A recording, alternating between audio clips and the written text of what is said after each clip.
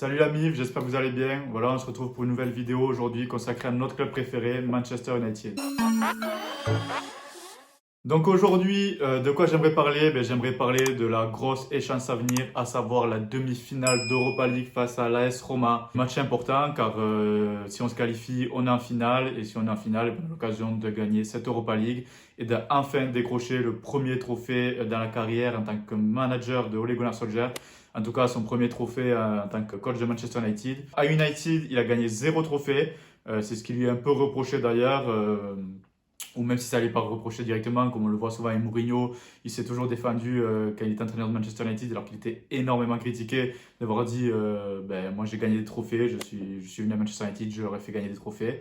Et ça c'est vrai. Et Solskjaer par contre, autant moi je suis content de ce qu'il amène quand même au club.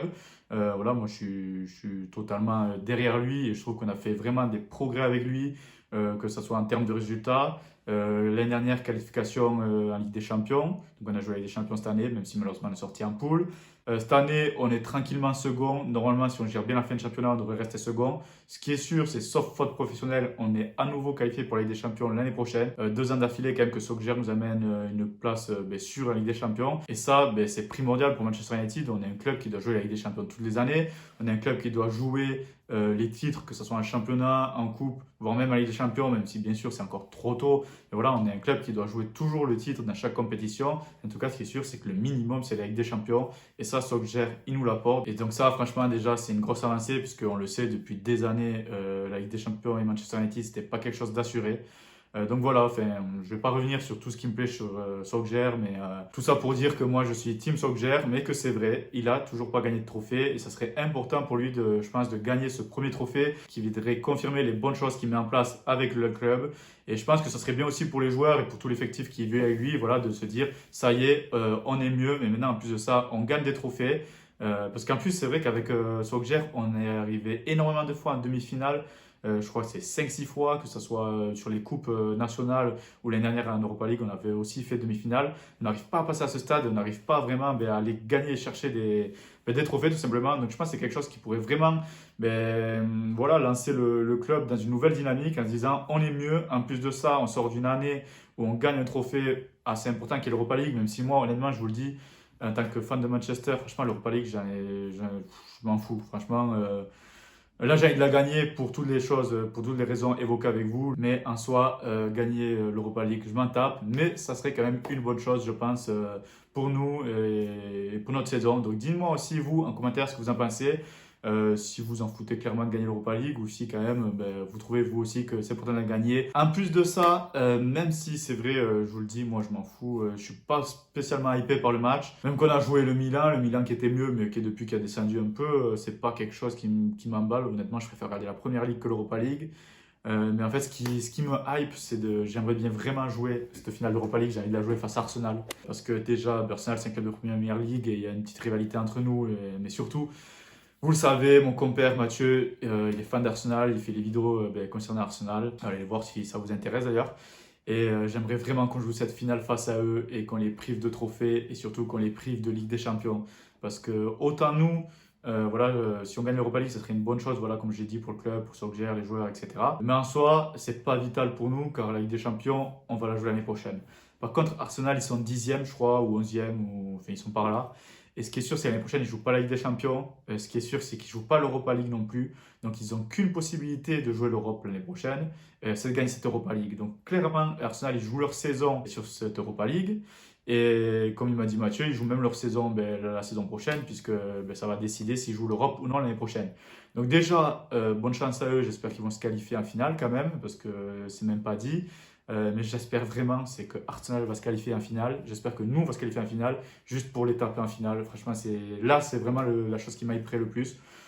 Après, même si c'est pas contre Arsenal, je pense qu'en soi, en fait, je pense que je serais vraiment pas hypé par le match quand on sera en finale et je me dirais, là, si on gagne un match, on gagne un trophée. C'est vrai que pour l'instant, encore la demi-finale, je suis pas encore. Le match me tarde, mais je suis pas non plus excité, quoi. Mais vraiment, c'est ça qui me donne le plus envie, c'est quand même aller jouer cette finale face à Arsenal. Et je pense que ça serait vraiment. Mais ce serait un match cool, ce serait un match intéressant et voilà pour tout ce que je vous ai expliqué, c'est vraiment un match que j'ai envie de voir. Donc rapidement, je vais vous proposer la compo que j'aimerais voir pour ce match de demi-finale d'Europa League face à l'AS Roma. Donc moi, la compo, elle va être simple, ça va être Derea au goal. On le sait maintenant, Henderson, c'est le titulaire en Première Ligue, mais moi, je laisserai Derea jouer l'Europa League. Donc Derea au goal. La défense, ça serait du basique. Shaw, Maguire, Lindelof, Bissaka. Ensuite, là où je pense que moi, ma compo, elle va changer avec Solskjaer, c'est que d'abord, je vais vous dire ce que je pense que Solskjaer va faire. Moi, je pense que Solskjaer, il va mettre McTominay, Fred, Bruno en 10, bien évidemment. Il va mettre Pogba à gauche, comme il le fait là depuis un certain temps, quand il met Pogba titulaire, il le met en milieu gauche. Il va mettre Rashford à droite, et je pense qu'en pointe, il va jouer avec Greenwood titulaire en pointe. Après, je ne suis pas devin, mais je pense qu'il va mettre ça. Et moi, au contraire, j'aimerais voir McTominay, Pogba au milieu. Moi aussi, j'aime bien le duo Fred-McTominay. Moi aussi, je trouve que c'est une des valeurs sûres. Maintenant, moi, je préfère faire un choix. Soit je mets Fred-McTominay, soit je mets Pogba avec Fred, soit je mets Pogba avec McTominay. En tout cas, je ne peux pas jouer les trois ensemble et je préfère voir donc Pogba, McTominay. J'espère voir Rashford à gauche parce que j'ai déjà dit à plusieurs vidéos, moi Rashford c'est à gauche que je veux le voir. Ensuite, Bruno en 10, bien évidemment. À droite, Greenwood et Cavani en pointe. Moi, j'aimerais vraiment voir cette compo. Donc, dites-moi, vous, en commentaire, ce que vous en pensez. Ensuite, un petit mot au niveau des news. Cette semaine, Bailly a renouvelé son contrat avec United. Donc, il a prolongé son aventure avec le club. Est-ce que c'est une bonne chose? Qu'est-ce que j'en pense, moi? Vous, dites-moi déjà ce que vous en pensez. Moi, honnêtement, je ne sais pas trop à quoi en penser. C'est vrai que Bailly, à la base, c'est un joueur que j'aime bien. Vous savez, si vous regardez mes vidéos, qu'à la base, je préfère Bailly que Lindelof. Maintenant, Bailly, c'est un joueur qui a toujours eu des problèmes de blessure. C'est un défenseur, malgré tout, même s'il est bon, même si on connaît son potentiel, sur qui on ne peut pas compter. Car un joueur qui est toujours blessé, c'est un joueur sur qui on ne peut pas compter. Malheureusement, toutes ces blessures, elles ont entaché pour l'instant son aventure avec le club. Et le prolonger, maintenant, qu'est-ce que ça veut dire? Est-ce que c'est une bonne chose? J'arrive pas trop à savoir. Moi, j'avais dit, si vous avez vu ma vidéo concernant le mercato, que j'avais deux priorités concernant les recrues, c'est un joueur offensif et un défenseur central. Maintenant, et cette prolongation de contrat, je me dis, est-ce que le club va recruter un défenseur central ou est-ce que clairement il a décidé d'abandonner cette piste? Et moi, j'ai peur que ce soit le cas parce que Maguire, c'est un intouchable. Vu comment Solskjaer aime Lindelof, je pense que Lindelof, c'est quasiment sûr à 200% qu'il reste au club. Et si maintenant Bailly a prolongé, je ne vois pas l'intérêt d'aller recruter. Mais notamment, moi, j'aurais aimé voir un Koundé ou un Varane. Je ne vois pas recruter voilà, un gros défenseur central qui va prendre la place à Lindelof plus à Bailly pour se retrouver avec les deux sur le banc, sachant que Lindelof c'est un des chouchous et sachant que Bailly il vient de renouveler son contrat. Dites-moi ce que vous en pensez aussi. Et ça voudrait sûrement dire donc que le club va vraiment vouloir se concentrer sur l'attaque. Et dans ce cas-là, si c'est le cas, j'espère qu'on va taper fort. Et là, franchement, c'est minimum Sancho, c'est minimum Kane, aussi minimum Haaland. Moi, si on ne signe pas un de ces trois joueurs et qu'on ne signe pas en plus de défenseur central, je serais extrêmement déçu. Moi, j'attends qu'on tape fort sur ce mercato pour vraiment se dire que l'année prochaine, on peut jouer le titre et on va jouer le titre en Première Ligue. Et on voit aussi en Ligue des Champions y aller sans faire de la figuration. Parce que moi, Ligue des Champions, j'ai envie de la jouer. J'ai envie de faire minimum quart de finale. Donc voilà, si on ne recrute pas de défenseur central, je veux au minimum, il faut qu'on fasse un gros coup. En plus, d'ailleurs, vous l'avez tous vu, avec la Super League, il y a eu ce projet à voter Super League. Et en suivant, il y a eu cette news que Woodward allait quitter le club. Bon, apparemment, il y a des rumeurs comme quoi, même sans la Super League, il comptait quitter le club.